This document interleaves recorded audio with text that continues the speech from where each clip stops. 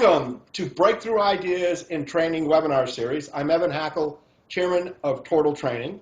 I have with us our guest today, Anthony Amos, who is the founder of the Anthony Amos Company, and a person I personally believe to be just an incredible individual with so much energy, it is unbelievable.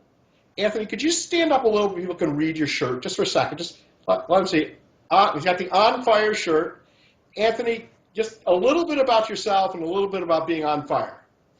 All right. Well, mate, look, thanks again for having me. I feel very blessed that you would include me in this wonderful team of people. I sort of looked at the lineup and was like, geez, you know, I'm normally used to a lineup in a different room that when people are pointing me out. So it was actually good to be with a bunch of people like these ones. So you're being a tad bit modest. Well, I don't know. I sort of like, you know, the way this whole thing has come together with the way I really appreciate and adore Americans has just exploded my career and where I sit today, because there's a great appreciation for the, hold on, I won't say the culture because that's another difference, but coming from Australia's culture over here, not knowing your culture, that surface place of Americans and Australians really connecting and admiring each other, that is just it's a wonderful place to play in. But once you get to understand your culture, that's when business magic really, really happens. Because when I first came over here, I was in an Australian culture, being an Australian, and things weren't working. After about 9 months, when I worked out you guys, how you actually do work, then I was an Australian in an American culture doing what you do, and my life completely turned upside down. So, yeah, talking about the on fire thing, it's such a mindset for me. I mean, everybody went through, you know, a big turn upside down when the economy turned, because whether you were here or here, you had to readjust. And what I noticed is that everybody was a bloody entrepreneur. I mean to swear then. No, so everybody was an entrepreneur, you know, back when we were starting, because it was free money in town. If you had a really good line of credit or you had a great mortgage, you could borrow that money and become an instant entrepreneur. And what happened when things went upside down, all of those entrepreneurs went back and got a job. And the real ones that hung behind, they had to reinvent themselves. Now, that is such a difficult thing to do, to work out. It started out as me, as in the word, which meant it was all about me and I could employ whoever I wanted to because I had such a plethora of cash behind me. Then when it all tightened up, you then had to readjust and bring business partners in with sweat equity and different terms and different mindsets and all work together.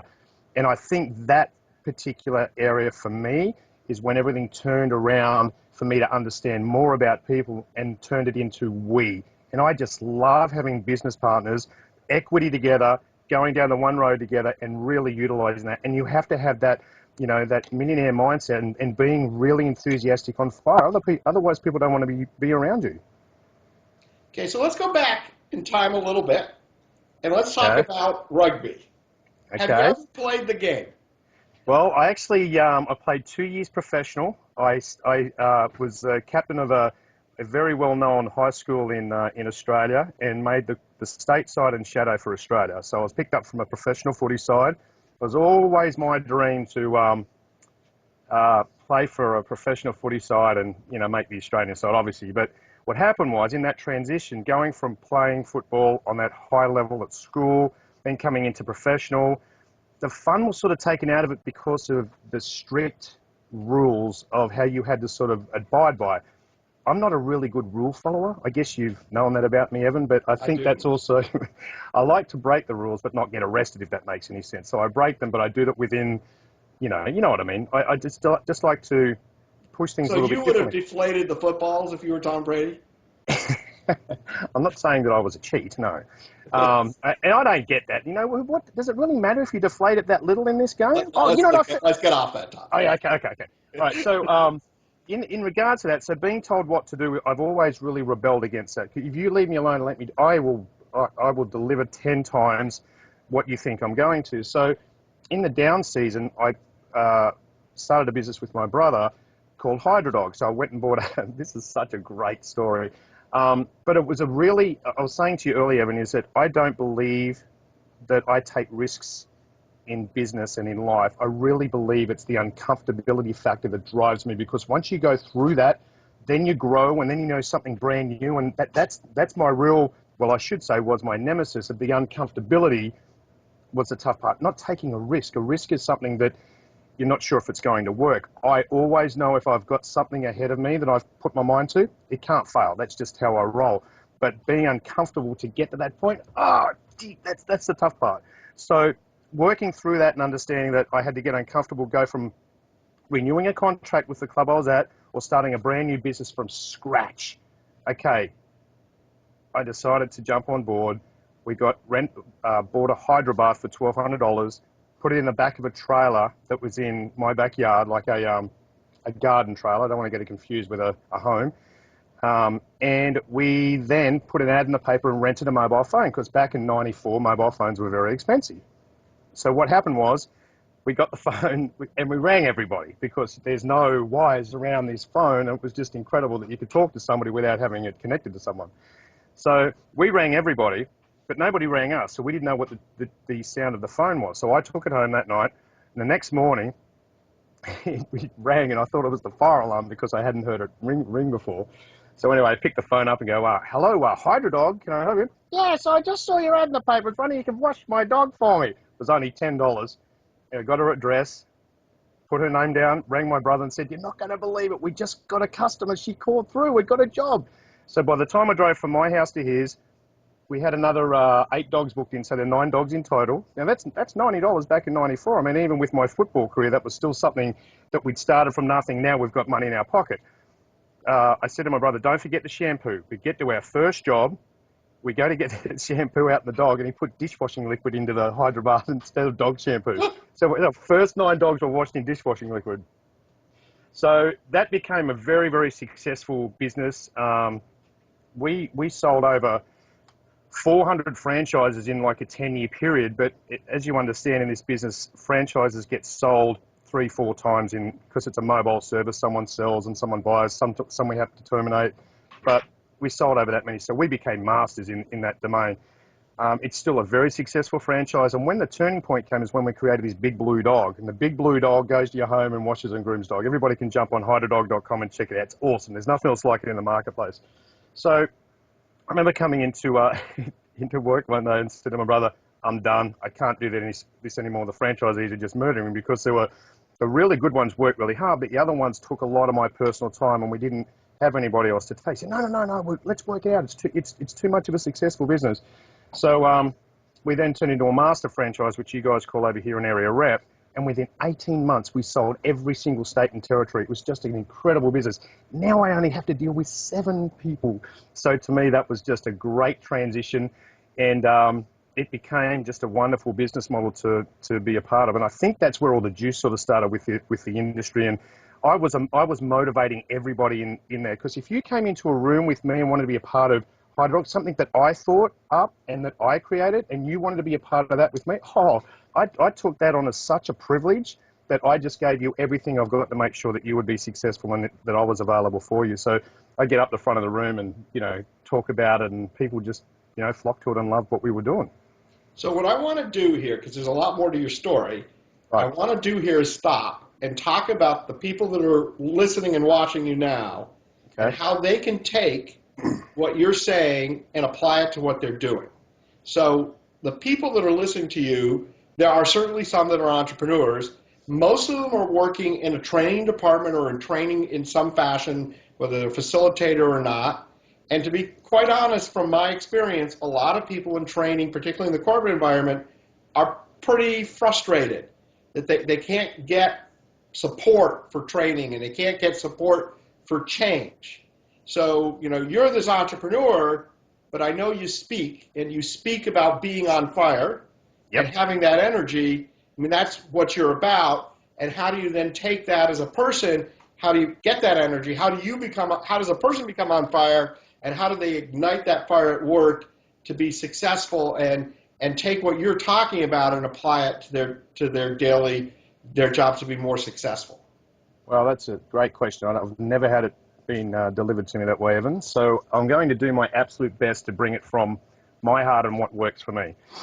The best example I could ever use is Kevin Harrington's a great mate, and we're in several different businesses together. He's just he's a beast of a thing. When we go to places, I am not joking, he will stand there and people will line up to shake his hand. get a photo taken with him and sign an autograph. Just to watch it is just mesmerizing. So to me, this is how you can look at it. You can be one of those people that are lining up to get that opportunity with Kevin, because it's definitely worth it. I mean, if that's what you want to get. But if you look at that environment and go, how can I be different? What is it, something here that Kevin's going to remember me by? If I'm lined up, I'm just going to be like the rest of the sheep. So as I say to my kids every day, if you follow the crowd, you'll always end up at the exit. Do something that no one else is doing. Scan the room, wait for him to leave, and be down just before he gets into the cab, or be outside before he gets something to eat, and just say, Mr. Harrington, it's a pleasure to meet you. I didn't want to line up everybody else so you could remember me. This is what my product is, and I'd love to take you to lunch. Now, I did not see anybody in that room do that day, and there was over 100 people in that room. So I'm guessing you just need to start at looking at the environment and what everyone else is doing, and do the complete opposite, or do something that no one else has ever done before. I'll give you another very quick example. Harvey Mackay. I'm not sure if everybody knows who Harvey Mackay is, but I believe that you need to be introduced to somebody to really get that opportunity to go from what they're thinking to that. So you're instantly up on their front face going, wow, he was recommended by Evan Hackle. He must be a great guy, rather than he's got now your approval. So it's a fast track to get to know somebody. What if you don't have that connection? So I wanted to get to Harvey Mackay when I wrote my book, How to Catch a Shark. Just to stop you for a second here. Yep. Kevin Harrington was one of the first original sharks on Shark Tank.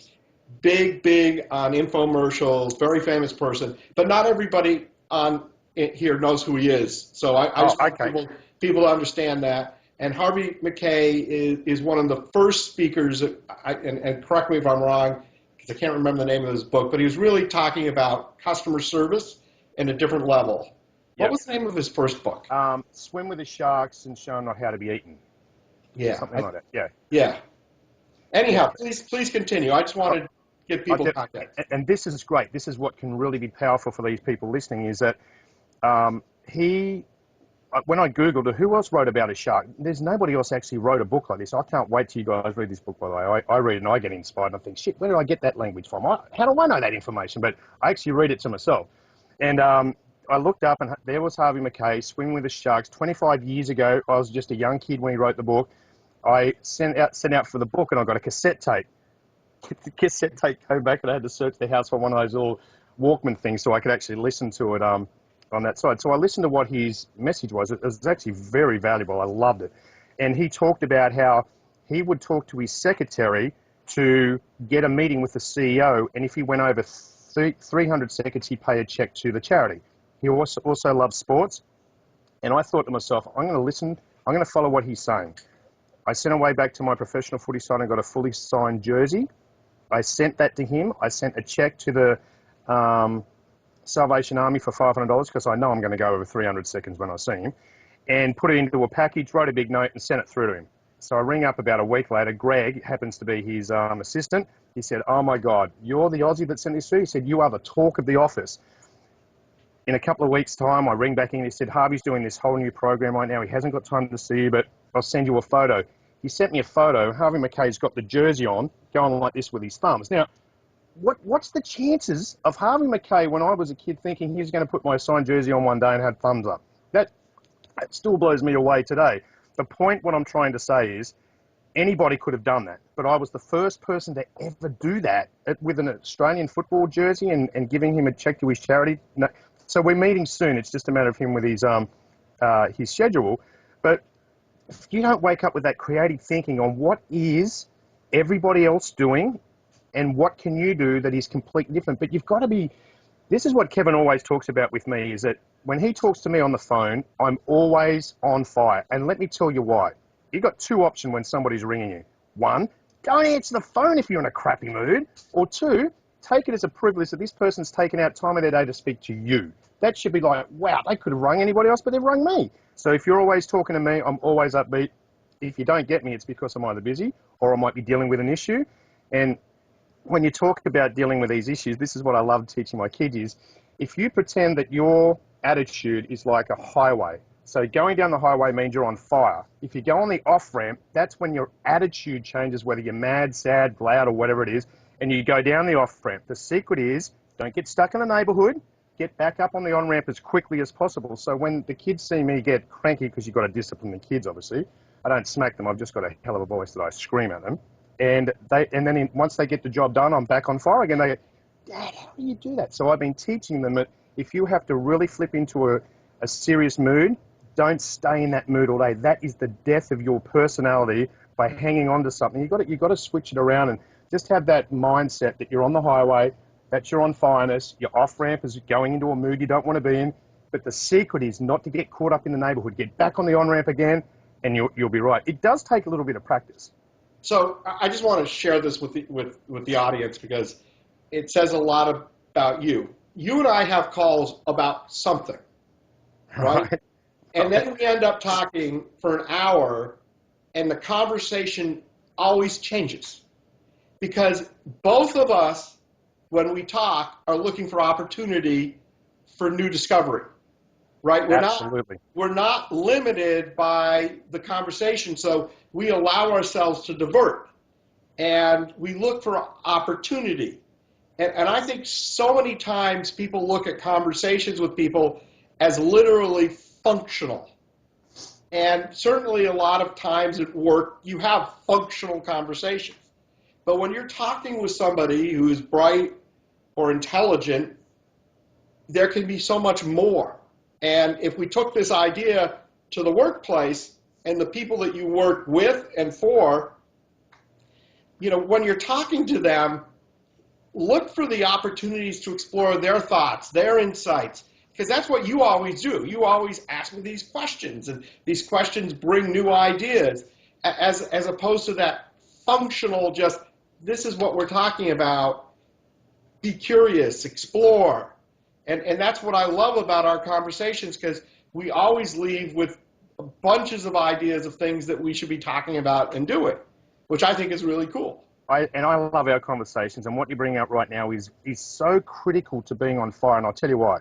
If you and I were having a conversation, and as you're talking, all I'm thinking about is butting in and giving my answer, butting in, giving my answer, butting in, and giving my answer, I'm not even listening to what you're saying. What's so important is to get into a habit, listen to every single word that person is telling you from their heart. They're pretty much telling you what they want you to hear. So just shut out everything else and forget that you even have an answer to this right now.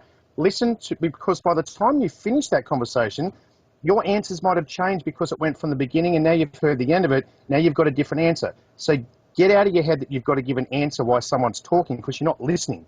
Let them finish, then come up with a very intelligent answer of the knowledge that you've just been given, rather than just listening to words, waiting for you to, show your ego and want to give your answer. And that's where it really starts, Evan, is if you listen to people intently and give an intelligent answer at the end, you're going to be very much appreciated as well. I do some communication work with my clients, and I have a great slide, and it says, I apologize for interrupting the beginning of your sentence with the middle of mine. I like that. That's very good. But people do. I mean, you get in your mind and you're sitting here thinking about yourself, and look, that's what people do. And it's so difficult to do. But if you can change that one thing that you just described about having a mindset of listening and paying attention and not putting your agenda on top, it is masterful.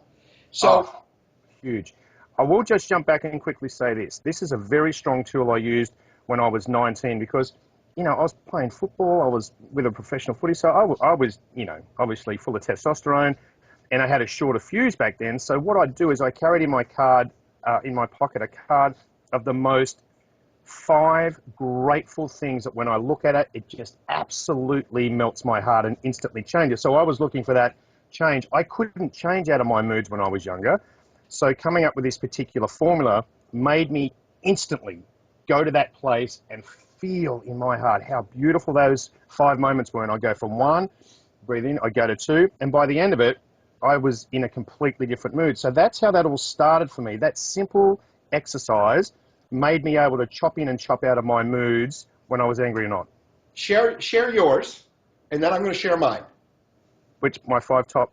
No, share the thing you do to change your mind, the steps that you take to change your mind.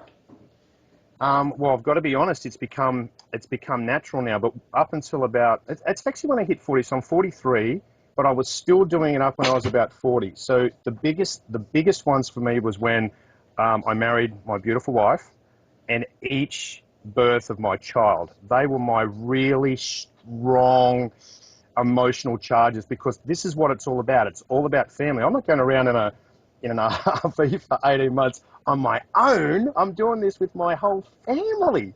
And that's what it boils down to. So they were the big ones when right up until 40, I still distinctly remember I still had to switch over and do it. But today, it's natural. It's natural for me So today. when in the past, what you would do is when you felt yourself being off center or going negative, you just start thinking about your wife and thinking about your kids, and that would be sort of your trigger for change. Yes, Yeah, absolutely. Instant change.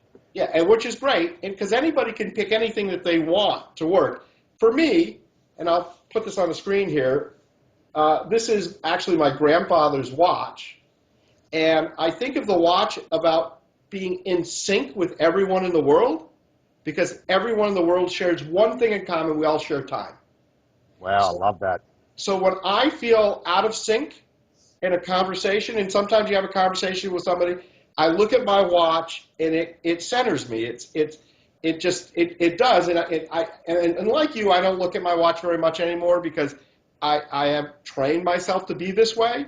But every Right. now and then I feel myself out of sync, and I just look at my watch, and it centers me, and that That's very cool. there's a term for this, and it's going to kill me now. It's neuro Craziness. what? Craziness. Well, that's craziness, but you're creating neural pathways. You're Oh, okay. in changing because we've all been brought up to be one way. And change is very difficult for people. Oh, yeah. So you need to change a habit. So you change your habit by starting to think about positive thoughts. I change my habit by associating my watch with being in sync, and that's a terrific way for personal development.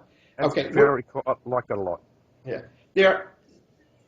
Your life story is one of the most fascinating in the world.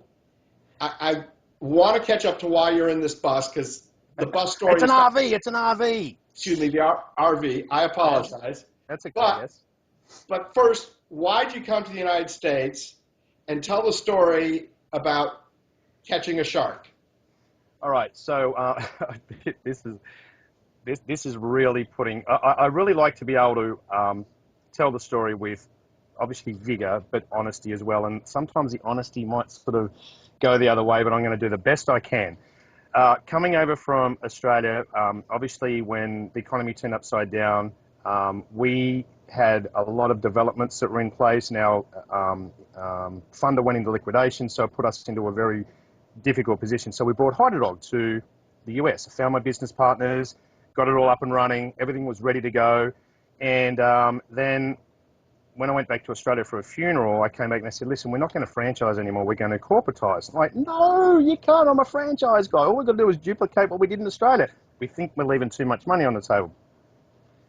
Long story short, 18 months later, they ring me up and said, listen, we're liquidating the company. Would you like to buy it back? Oh, hold on a second. Let me think about that. So I was just so excited. Not that they, got into trouble, but that I told them not to do that because I already went through that process in Australia. We franchised because employees nearly sent us broke. When it rained, they didn't get out of bed. When they got drunk on Friday night, they didn't go to work on Saturday. When a lady got pregnant, she'd just walk away from a company. So I knew all that stuff. Let me tell you something that's really awesome about that. I started to wear my Hydrodog shirt around the house 2 months after we went through the buyout. After we went through the buyout, I said, I want to get this company back. And a year and a half to the month, they ring me and say, listen, do you want to buy it back? So long story short again, I bought it back pennies on the dollar.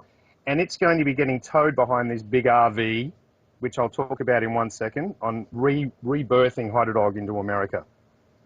So getting to know Kevin Harrington really did change my life. And the reason that it did, it put me into some unbelievable circles, and the Rolodex that he's got very, very quickly. It would have taken me a lot longer than what he did, or if ever, with some of the contacts.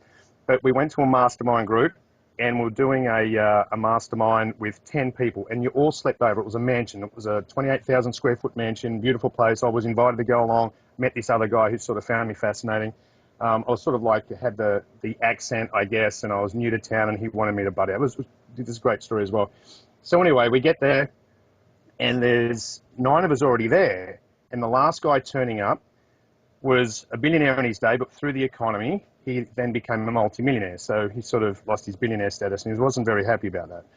Um, so anyway, he sort of walked in the room a little bit, sort of thought he was better than everybody else. So we just managed to get around each other, have our day, did our mastermind. Then at the end of the night, we all had a few drinks, and we ended up wrestling on the floor of this mansion together. And it wasn't like a violent wrestle. It was just like a fun wrestle, and it was absolutely hilarious. Everyone just thought it was fantastic. So anyway, go to bed, wake up the next morning, and I was late. I never wake up late for a meeting, but I was really hungover. And my wife said, Anthony, before you go downstairs, do you remember what happened last night? Thinking, oh no, I wrestled. She said, yes, I know. Do you think it's going to be okay? I said, these situations happen to me all the time. They always end up working out. So let's see what happens. So I go downstairs and I push the kitchen door open. It goes, "Ah!" And everybody's in a circle with this guy teaching they all look around at me and said, oh, hi, everybody. And he goes, come over here. I want to talk to you for a second. And left the group. I was like a little kid at school with the principal and thinking, what's going to happen next? We get over there. I sit down opposite him in a chair, and he leans over and he goes, thank you so much for what you did last night. You've made me feel normal again around all these people, and they've accepted me. This is just great. And that's just what we do in Australia. That's the type of thing we do to get to know each other. He said, yeah. Anyway, so the long story short, he did an event, and he's known Kevin for years, 30 years. So he's gone to Kevin and said, oh, you've got to meet this guy. He's unbelievable. He's a great Australian, and he's got this business, a Big Blue Dog. And when I met to meet Kevin, he had that's the lineup I was telling you about. He came over and he shook my hand. He said, buddy, listen, we're going for dinner tonight. We'll put a deal together. You sound like a great guy, And I just thought, gee, this is incredible. So I did my research on Kevin, realised who he was. He's this huge, big shark. He was still on Shark Tank at that time. And we had dinner, and the rest is history. Now we're involved in 7 different businesses together, and we're doing some really, really cool stuff together, which is really exciting. So fast forward to now. Okay, so we get back up, we get over here, we get what you would call a normal life, nice home, kids are at school, great friends, everything's going along, great businesses. And in the middle of the night, the missus wakes me up and says, I've got it. And I'm thinking, shit, I'm going to get lucky here. She said, no, let's go around the country. Let's do the 50 states and put the Big Blue Dog behind the RV. And I thought, this is genius. So straight away, I got into action, put everything into place, and we now have got a 40-foot RV. The Big Blue Dog is now going onto a transit van instead of a trailer. We're going to tow it around the country. We're going to be washing dogs, raising money, and saving awareness for euthanasia. So we want adoption to be a really big thing on our trip. And in that 50 states, we're going to do 300 cities. We've got celebrities that we're working on right now to come on board. Obviously, Kevin's very close with Paula Abdul. We're sort of going to be doing something with her. And Beth Stern is a part of the North Shore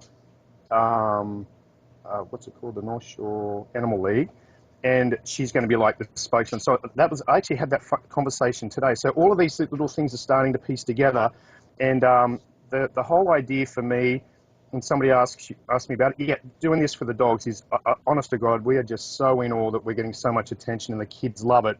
But think about what we're doing for our kids. We're saying, listen, let's take you out of school. They're actually doing School of the Air back to Australia, and make it more of a social conscious for you to get out there and do something bigger than you, to give back, washing the dogs, watching these people save lives. I mean, that's just priceless. That's really why we're out there for the next year and a half. Okay, so tell everyone what your home is normally like and what your home for your wife and your kids is going to be like for the next year and a half. So I don't understand the first part of the question. Well, I mean, your wife and kids have this big, beautiful home. Oh, right. And now you're in 200 square feet for the next 18 months. This is one of those, this is where the mindset comes in of being on fire. I'm not kidding when I say this. So this is not a risk. There is so much support behind this trip. Most people think, oh, that's a bit of a risk. No. That uncomfortability of getting to a place of a 4,500 square foot home full of all of our stuff, to reduce that down to 200 square foot was the most stressful and uncomfortable process I've ever been through in my life. It was murderous. But I have come to realize, after taking all of these uncomfortable positions in my life, with this being the biggest one ever, I'm now comfortable being uncomfortable. I've got to that point. It's like getting that card out. I don't need that card anymore. I'm now comfortable being uncomfortable. So anything uncomfortable that comes to in the front of me, I know what's on the other side of that. So I don't have that. I won't say it was a problem, but it was definitely one of those things where it was, oh God, I've got to go through this to get to that. Now it's like, bring it on. I'm ready. Let's go. Which I think is amazing. And I think it's amazing you're raising money for charity as well as you're promoting your business and you're tying it all together. I can honestly say that my wife would think I was nuts if I wished to do the same. Oh, But my wife thinks I'm nuts. Don't worry about but what I want to now do is take this conversation to the business world for a second. that. Okay. Yep.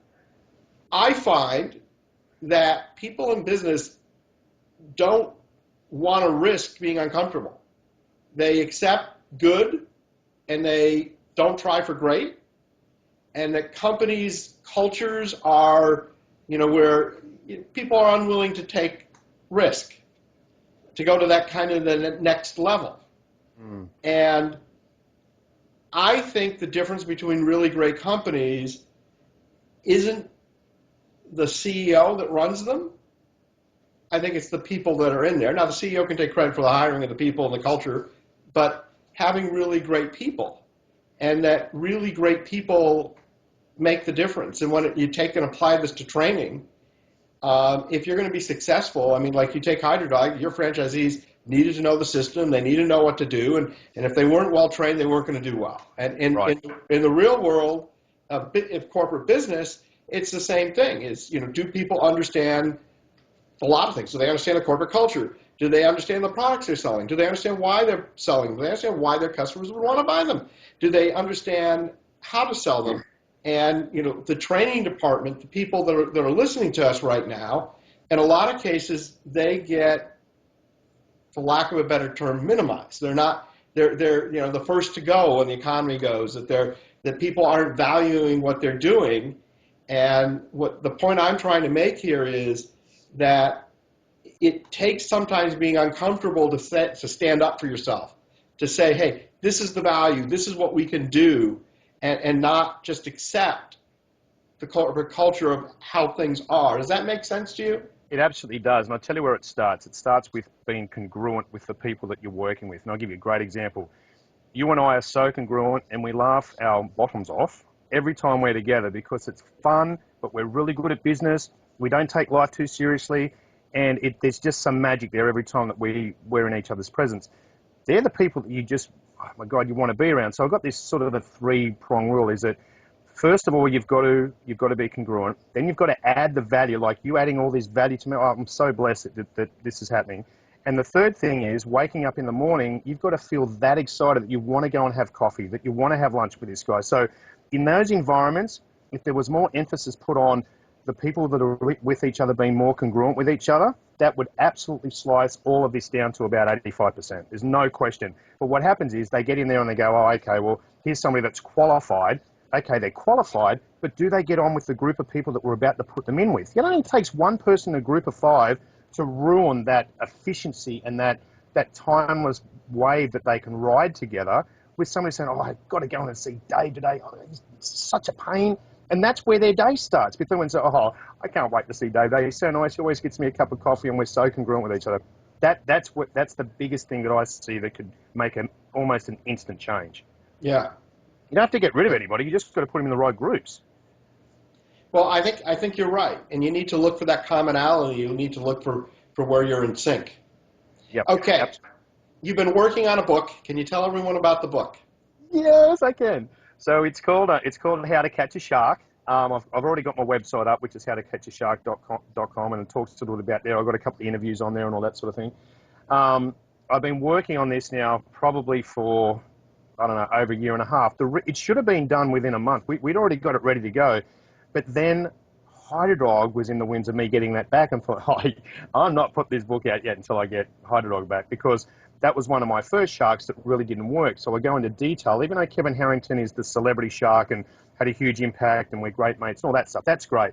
But it's the other sharks that I've come across, and it's a shark in your industry. If you're in real estate, there's got to be a shark. If you're in sports, there's got to be a shark. There's always some person in that environment that you want to be a part of, that's rocketed to the top, that can be an investor, that can be a mentor, that whatever the case may be, there is somebody that is a high-powered influencer that could really benefit you and your business.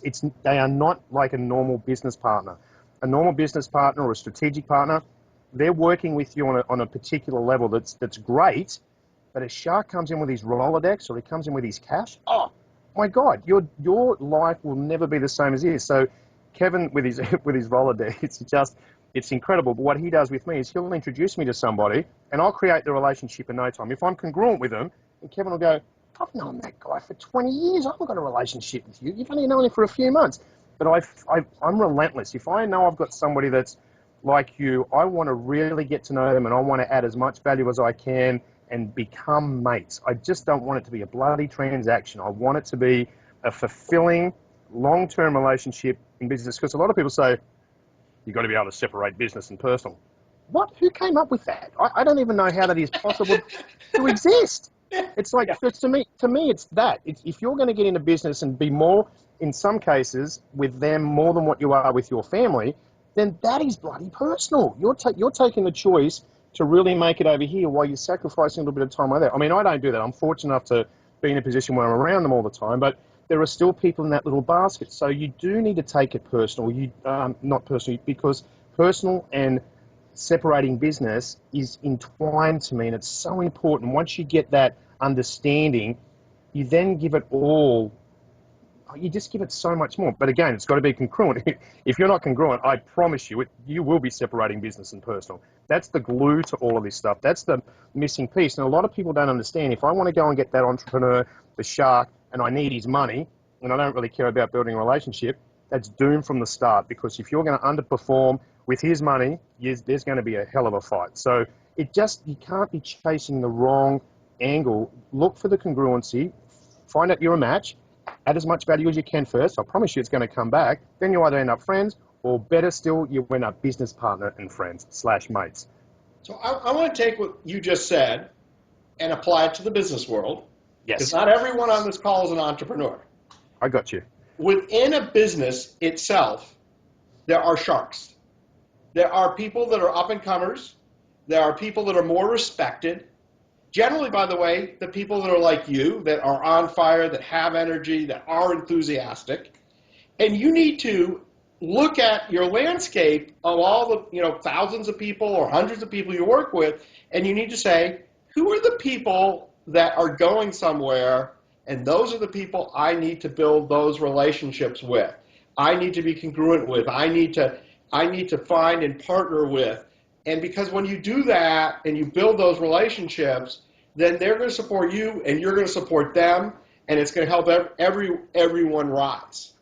Does that make sense? Oh, mate, you're spot on. Absolutely spot on. You can do such a little twist. If you're in the corporate environment or you're working with a company, that little twist of, if you're, say there's a group of 20 and you're hanging around the two guys that are just, really not going anywhere, what you're saying is find the ones that are, and it doesn't have to be like forceful, just do something nice.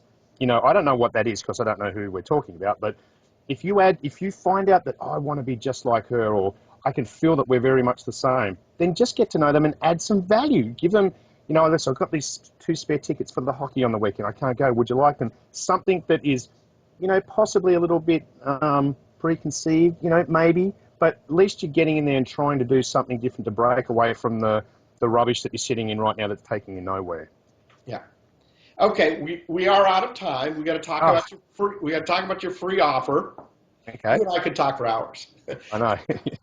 We could. I know that because we have. But talk about your free offer, which is the book, and let people know. And just so you know, below you can't see it now because it's going to all be edited in, will be how to get your offer. But so tell everyone what your offer is.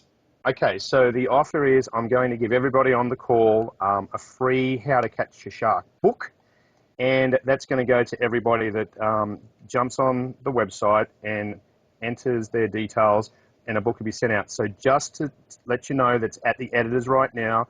I'm very hopeful that within the next 2 weeks that I'll actually have my copies. So just be a little bit patient, and we'll get that to, but by the time this airs, it could be ready. I Is that think right? so. I think so Right. because 2 weeks will have passed. But if Okay. they don't get it immediately, they will get it shortly, or you'll have something on your website to tell them when they'll get it. Yep. That's what I'll do. I'll actually put on there when it's coming out. If they put down their details and their address, I will actually send them one. Not even a what do you call it? A posting and handling. I'll take all that cost. I'll send you one to your front door, and you'll get it in a pack, and you can have a read and tell me what you think. That's fantastic. Now, Awesome. I want to point something out to everyone in the audience, okay? Because there's something about you that's different than every other person in this thing, and I want to point it out because I think it's what makes you different and makes you special, and it's something that we all can learn from. I'm Australian. No, that is Oh, not what makes you different, okay?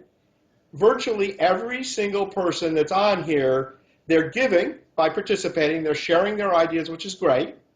But ultimately, they have something they want you to buy. Now, they're going to give you a free gift, but they're hoping you're going to buy this or buy that or get part of this. And ultimately, that's the reason they're here. You're here literally to give of yourself to help. You are giving forward because the only thing you could have sold them was your book. But you're not that's selling them the true. book. You're giving the book. You don't have, like I've had authors give away a book. Hey, I'm going to give you my first book. But they got 8 others, right? So they're Right. thinking, buy this book, you're going to like it, you'll buy the others, right? You Right. have no other book. You are giving forward. You are investing in helping all the people on this webinar with no immediate insight as to a return. No, Okay? that's exactly true, mate. Yes, you're right. And that's what makes you different because you're not looking at what's in it for you immediately. You're helping others. I had a person once tell me about the secret to networking. And I said, oh, I'd love to know the secret to networking. And they said the secret to networking is you focus more on helping them than they focus on helping you. And if you do a good job helping them, then they're going to want to help you. But if you focus on what they can do for you and not what you can do for them, and you kind of talking about this in the conversation, so I'm really Right. reinforcing what you're saying. It makes a difference, and that's what you're doing. You're